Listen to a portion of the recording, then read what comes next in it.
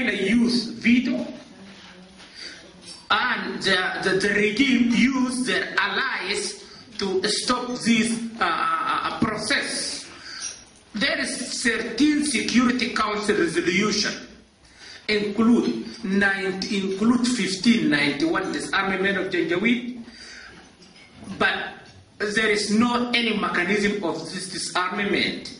The regime is not even recognize this resolution, as you know. There is also 4 agreements, interior agreements inside Sudan, CPA, and today you see what has happened in Abyei. The regime killed people in Abyei, although there is a CPA. There is DPA of Darfur, many, it's not implemented. There is also EPA of East Sudan. There is also Cairo Agreement. Okay, I think this is the situation which we give you. For us, simply in our vision as SLM, Sudan is a multicultural, multi-religions, multi-belief. The only way to keep our country united and to live together is to create this a secular, democratic, liberal, united Sudan.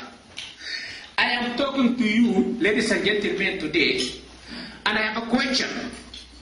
As you know, the Islamic fundamentalists whom are in power, they have been assisted by Iran, by Bin Laden. As you know that Bin Laden was in Khartoum till 2008. Sorry, till 1998, he was in Khartoum. Even Carlos was there, as you know.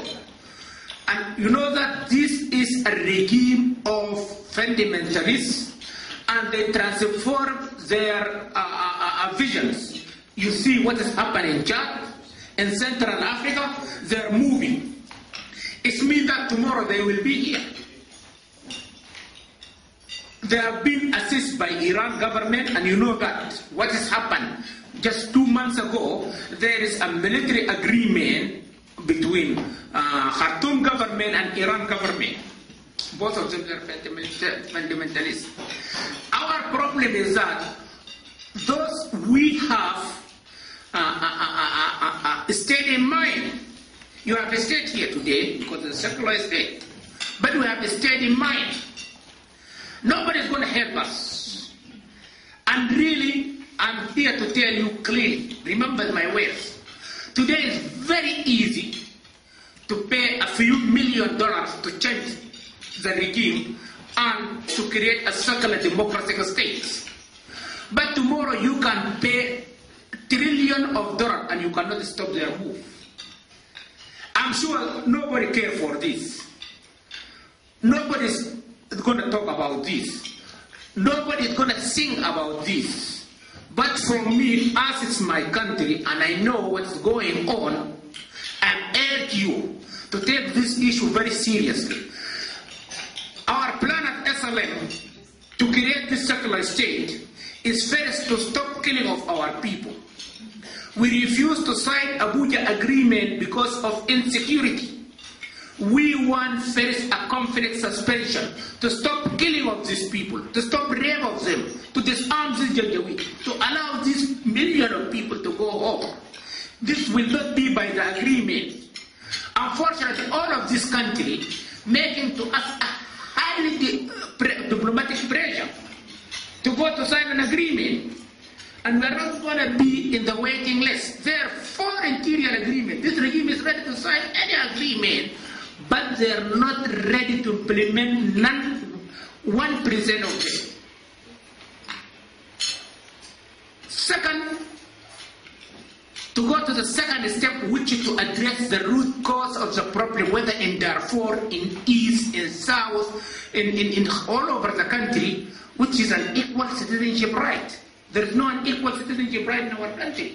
There is few elite lead the country, take the power and money, use them for the terrorist actions, kill their people, make divide and conquer, and continue in power.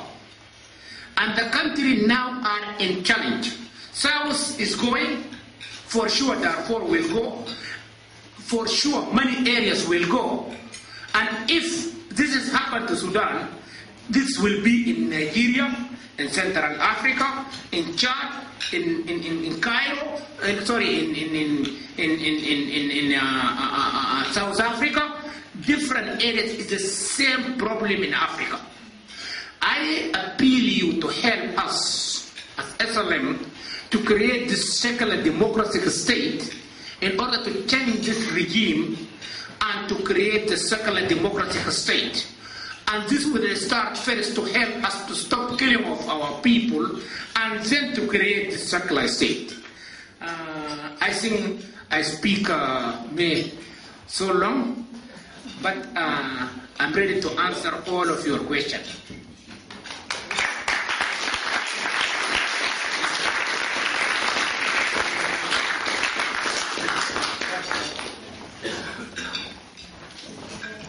I think that we may have someone that have questions. Before we start questions, I'd like to thank my Abadur's wife who joined us today, Iman, who came out from Nairobi, and she's an activist who's been very important in environment, but in women's rights and children's rights, and she's been very active in Darfur, and we're pleased to welcome that she joined us too. Thank you.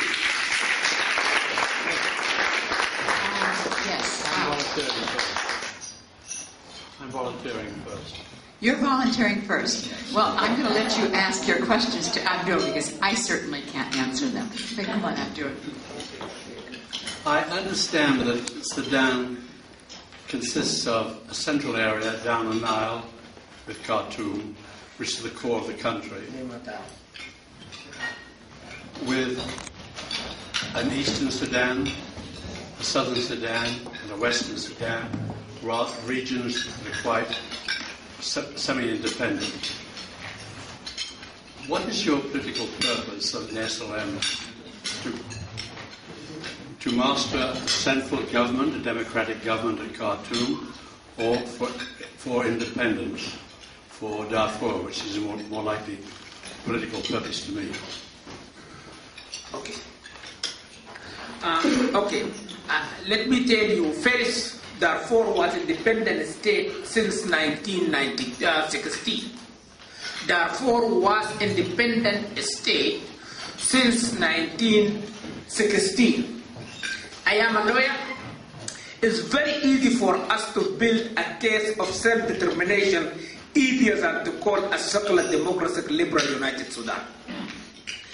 Okay, then SLM vision. Sudan is a multi-religions, multi-ethnic group, multi-geographical area, multi-belief, but we as SLM believe it's very easy for us as a Sudanese it's our hope to love each, but if not, to recognize each to live together. That's our vision. This is why we think that our interest as a Sudanese not to separate, to be like Yugoslavia. Our interest as a Sudanese to live together in equal citizenship, because Sudan is a rich country, rich of source of minor, rich of source of waters, rich environments, rich of diversity of cultures. That is easy to live together as a one nation wherever there is an equal citizenship rights. And this religion, there is no religion dominant or force others to believe like what Islamic fundamentalists doing it. And the third important issue is that, and this is which is led us to talk about the secular state, because we know very well how much we mobilize our people 10 years in all over the country.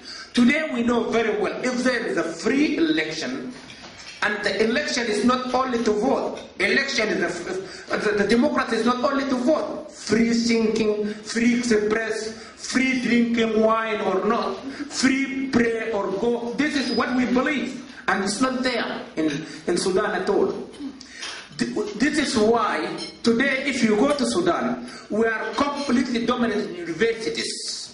any university. I am making a phone conference to universities in Khartoum, in Al Jazeera, in Darfur, from here.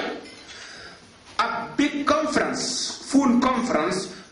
Not only this, our people, SLM is in anywhere in the country, and we know how people support us. This is why we believe, whether in South Sudan, in East Sudan, in North Sudan, in Darfur, in West, in Central Sudan, we believe that we are the majority, and then it is very easy to implement these visions because it's already mobilized. Our problem is two. First, unfortunately, as you know, that we are a movement, and we don't have first financial support because we are not Islamists, and the area, the region which we are in, it is the Middle East.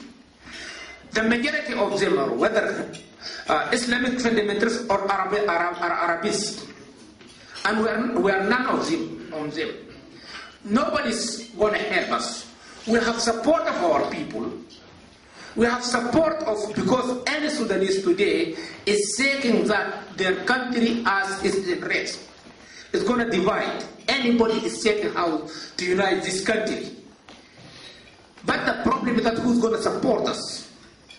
Our problem is that we came to Western country, and all the officials simply think that it's better for them to deal with the regime because it's a realistic regime in power, and it's very easy to deal with them to make a deal in oil or in anything else, and to tell us, oh, you have to go to negotiate. If the negotiation is going to bring peace to us, we went to Abeshe 1, Abeshe 2, 2003. We went to Amjamena 1, Amjamena 2, 2004. Then 7 rounds of Abuja. Negotiation with this is rock state. It is outlaw regime. They are ready to sign anything, but implement nothing. And all the diplomats make us to make pressure to us for visas. It is very sad. It really is very sad. We are here to come to those who believe or create this vision, which is the Western country, to help us. We are globally together. They have a state, and we have a state in mind. We are together. But unfortunately, people are making pressure to us, threat to us, to go to legalize killing of our people. It is very sad. It is really very sad. If we refuse to go to sign, calling us a bad people. As you see, look at South Sudan today. Every ABA is a time bomb, and people are fighting today. And an agreement, ABS, is for the South Sudan, but this regime is not going to implement. Where is Mindi today? Who signed DPA? Where is his agreement? Where is Cairo agreement? This regime is ready to bring us and to put us in the waiting list, and we're not going to do so at all. Yes, you can make a pressure to us, kill us. For us, SLM is for sure, SLM will create a secular democratic state. If we have been heard from our friend, it will be as soon as possible. If not, it will prolong our change. But for sure, we are going to change because we have people. We have people believe on our cause. As you see that, for example, I will give you, just to finish. For example, I will give you just example. We are in the area of the Middle East. SLM opened office in Israel. The regime made a big media propaganda in TV, in everything. We make a debate with them.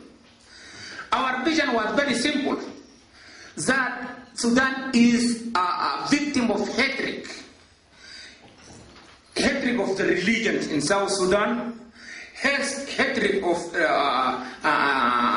innocent civil, Arab and non-Arab of race in Darfur, and we are not going to allow this hatred anymore, whether in our country as Sudan, or in the region in Africa, or on the world wide.